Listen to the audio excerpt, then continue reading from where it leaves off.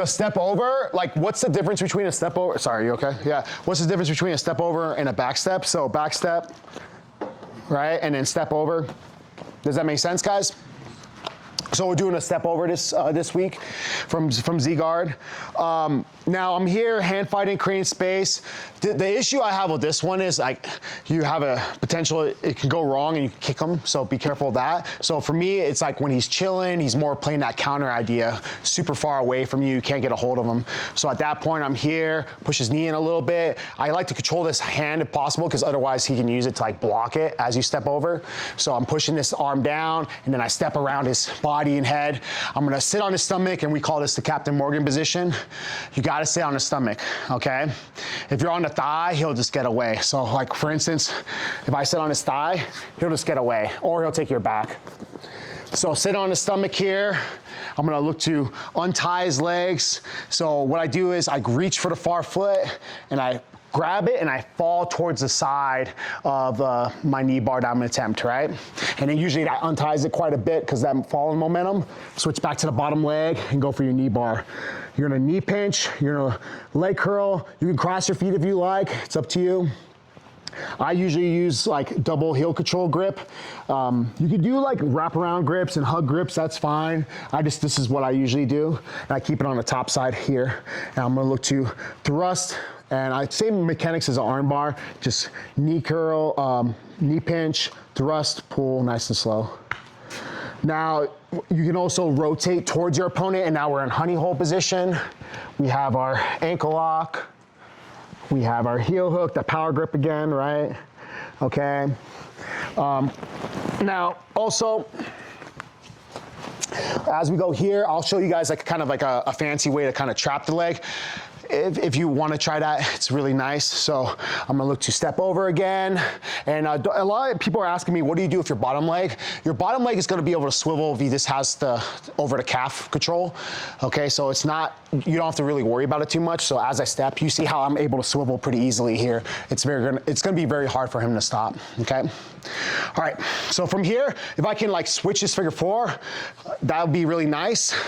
Because now if I can switch his figure four around, right, I can look to trap to his leg by swinging my leg over. So how do you trap this figure four? You kind of force him to do that by like, figure four, please.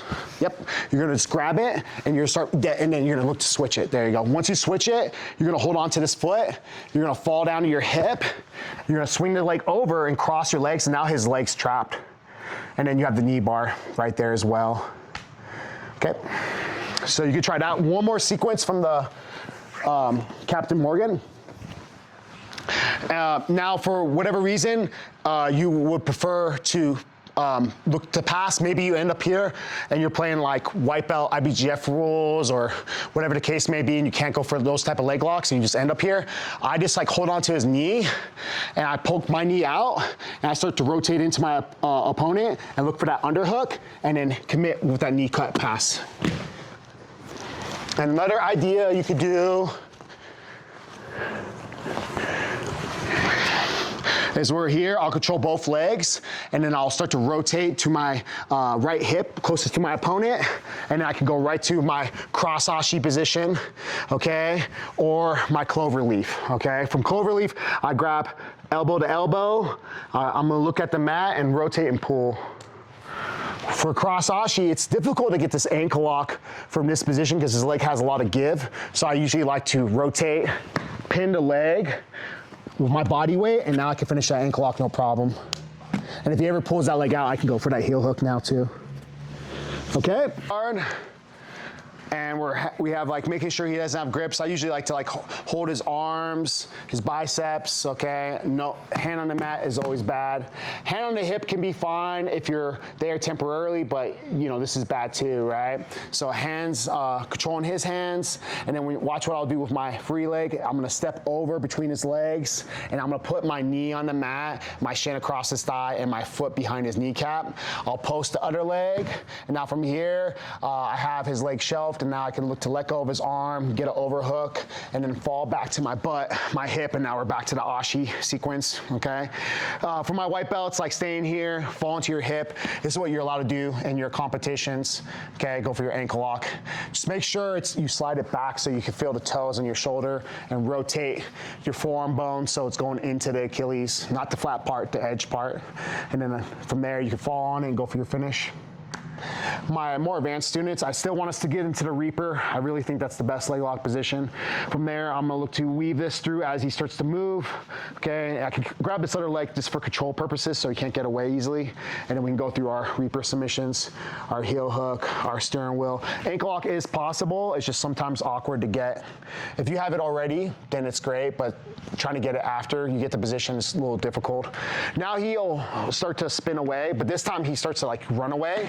And now you're gonna hold onto his heel, and now we can go for a ham sandwich, okay? And you can have your legs either direction. It's about what you wanna do. Like my right leg was already here, so it'll be easier for me to start, going for it from here.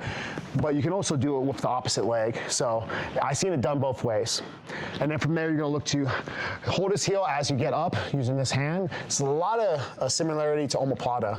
And now I'm gonna bring this leg back, grab his hip, and I'm gonna start to drive my shin into his kneecap as I sit up, okay? And now as far as the escape goes, you want to make sure you fall to the side of the attack. If you fall to like the free side, this actually can hurt his knee pretty easy.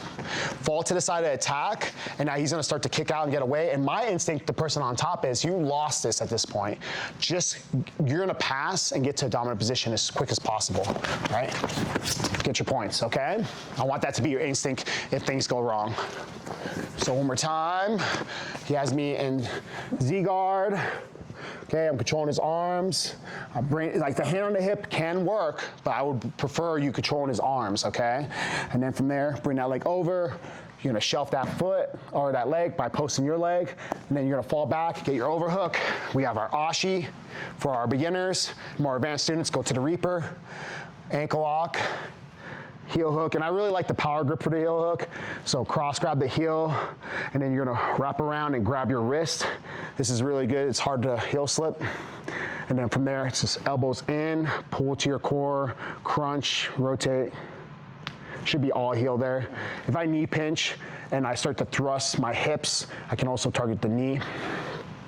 All right, we also have the steering wheel. Now he rolls, he starts running away. I hold on to his heel. It's a really good grip, just cupping his heel, okay? You can't stay here forever, eventually you'll lose. So you have to kind of work quickly. Okay, you're gonna look to either leg, whatever leg's more comfortable for you, to have it across his kneecap. You're gonna build high, you're gonna grab and go for your submission, okay? All right, he falls to the hip, he starts kicking away, I quickly pass, okay? Top side leg locks, options from butter half. So we're in the butter half position. I'm going to look to make space. I'm going to pull his butterfly hook towards like my stomach, chest area. And then the hand that's closest to the heel is going to wrap under. And the hand that's over the top of his foot is going to rotate so your knuckles are on it. And then you can gable grip here, and you want to really pull it into your core and crunch, kind of crunch the foot into your core here. Now you can go gable grip or wrist to wrist. And then once you do that, you're going to rotate the heel to the ceiling. Okay, now he's gonna look to sit up and hand fight, and then as he does that, you see how like your arm's already here? You're just gonna keep it there, and you're gonna drop your weight, and you're gonna kinda make sure you keep this like space so he can't get his butterfly hook again. Because if you're up here, he'll just get his butterfly hook again, and this is no good. So we wanna drop our weight as so, okay? From there, I'm gonna reach over the top to go for the cradle, and we have our traditional cradle pass that we've been doing, which is fine, but you can also use this to get into ashi as well. So from there, I'm gonna like act like I'm going for a cradle, I'm gonna let go of the head, and then from there, I'm gonna look to get to ashi position, right? Does that make sense, guys? So one more time, we're here, go for your foot lock, and now from here, you guys can, even figure four here if you want. This is another variation. I'm not like that variation so much. I like kind of like gable grip or wrist to wrist, but you can try it, okay? Okay, from there, he starts hand fighting, pulls his leg out. I go for the weave pass. And now from here, like I said, I can finish the pass or I can just like fall and pull them right into my Ashi position, and we can go right to our Reaper, right? I can bring this leg across, under real quick, and now we're at the Reaper position. We have the ankle lock, we have the heel hook, we have our steering wheel foot lock, which is my favorite. It's like cross grab the heel, cup the toes. You're gonna look to push the toes in as you pull the heel towards you. Okay, now from here, if he spins, right, and go for it, we're in this position, we still have it. We could potentially finish it from here as well. So this series, we'll do it from, we'll make the finish from here, and then later on, we'll switch to the calf slicer ham sandwich, right? So for the finish from here, it requires a little bit of a crunch. The steering wheel foot lock will still work. But yeah, if you wanted to like, kind of like look behind you as you pull the heel. Okay, all right, and we'll end it right there.